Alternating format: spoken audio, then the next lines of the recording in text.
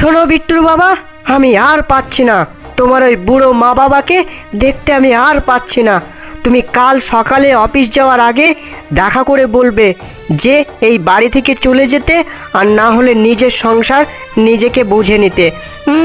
তোমার আরও তো ছোট ভাই আছে একটা, তারও তো বউ আছে, তারা তো বেশ চালাকি করে আলাদা হয়ে নিল, আর তোমার মা বাবাকে আমার ঘাড়ে চাপিয়ে দিয়ে গেল।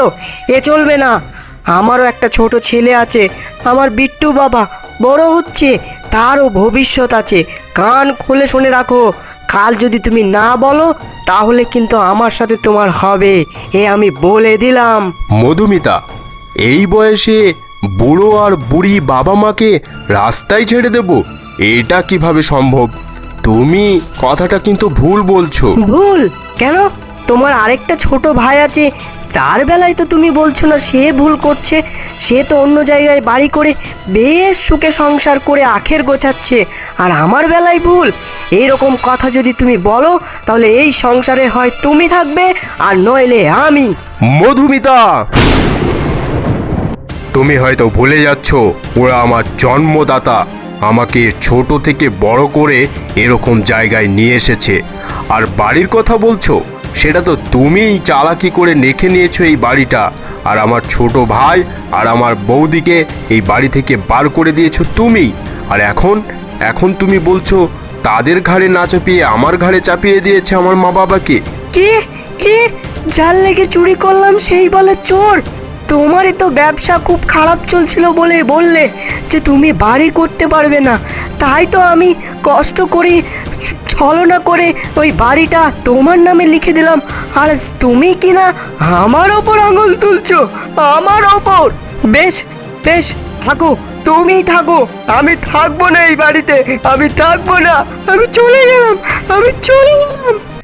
মধুমিতা, তুমি বোঝবার চেষ্টা করো, ছেলে মানুষের মতো ভাব করো না। ভুলে যেও না বিট্টু দিন দিন বড় হচ্ছে, তার দিকে নজর দাও। অন্তত পক্ষে তার কথা ভেবে তুমি বাড়ি ছেড়ে চলে যেও না। বেশ, ঠিক আছে, তুমি যখন এত করে বলছো, কাল আমি বাবার সাথে কথা বলবো।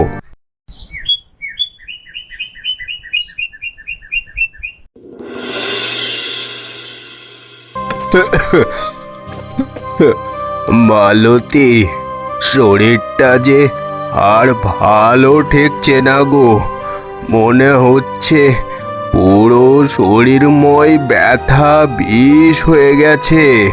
কি করব বলো, এই বুড়ো আর বুড়ি দুজনেই জীবন পার করা খুব কঠিন হয়ে পড়েছে।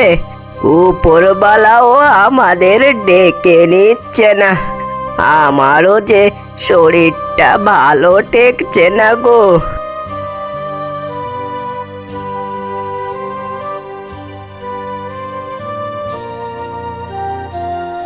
বাবা, মা, আপনাদেরকে একটা কথা বলার ছিল বলে আসলাম। বাবা সুজন, তুই এসেছিস? অফিসের কাজে যা ব্যস্ত থাকিস, তোর দেখা পাওয়া তো খুবই মুশকিল হয়ে পড়েছে রে। হ্যাঁ বাবা, অফিসে এখন একটু চাপ আছে বই কি, কিন্তু বেশি নেকামো না করে যেটা বলতে এসেছো সেটা তাড়াতাড়ি বলে দাও না। ঢং দেখে বাঁচা যায় না। বাবা, মা, তোমাদেরকে দুজনকে একটা কথা বলার ছিল বলেই সকাল সকাল তোমাদের ঘরে আসলাম আর কি। কি বলবি বাবা, বল। মানে আর কি বলছিলাম, মানে মানে মানে কি বলবো ঠিক বুঝে উঠতে পারছি না। শুনুন মা আর বাবা, ও বলতে পারছে না, আমি বলে দিচ্ছি। এই বাড়িতে আপনাদের আর থাকা চলবে না।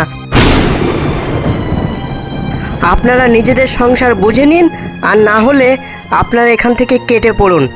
আপনাদের ভার আমি আর বহন করতে পারছি না। এ কি কথা বলছো গো বৌমা? আমাদের আর জীবন কদিনে বা বাকি আছে, এমনিতেই তো চলতে পারি না, এর ওপর আবার কোথায় গিয়ে উঠবো, কি করে খাবো, কাজও যে করতে পারি না। সে আমি কি করে বলবো? বেশ তো অনেক দিন আমার ঘাড়ে চেপে সান্ডে পিণ্ডে গিললে, এবার যাও না, তোমার ওই ছোট ছেলে আছে তার কাছে যাও না, সেও তো তোমার ছেলে বলে কথা নাকি?